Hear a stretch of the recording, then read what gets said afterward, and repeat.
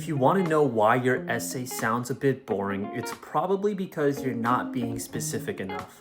When it comes to essay writing, there's really no such thing as a one-size-fits-all solution, but this might be the closest thing there is. If you are editing your essays and you just can't seem to figure out how to make it sound better, use specificity, and I'll show you how. When you're writing your supplemental essays, it's very tempting to start off with the first example here. So I participated in the canned food drive and assisted with the organization of boxes to ensure tight delivery schedules for the community we served. It does sound formal, it does sound professional, but it sounds bland, it sounds kind of lifeless. While this does get the job done, you'd probably expect this in the activity description as opposed to, an essay where you're supposed to flesh it out, show some context, show some detail, some texture.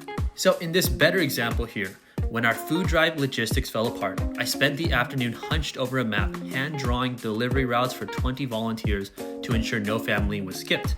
Now all of a sudden you have specifics here, such as being hunched over a map, hand drawing things, putting in the numbers such as 20 volunteers, so that no family was skipped. Now all of a sudden we have a lot more context about this story. You can immediately see the facelift in terms of quality when you choose to dive into the specifics.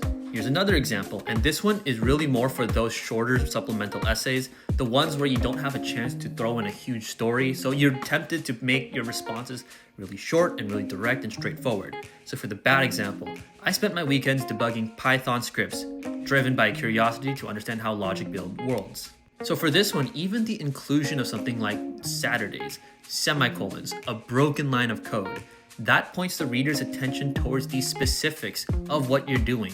It's more immersive, it draws you in, it kind of captures your attention in a way that the first example really doesn't. Here's one more example. I was able to see how the team struggled and I tried to help them communicate better. Notice how there's a lot of vague language here, it's very broad. Compare that to, I noticed our group chats were becoming a mess of missed deadlines, so I pulled everyone together for a quick stand-up every morning to get us back on the same page.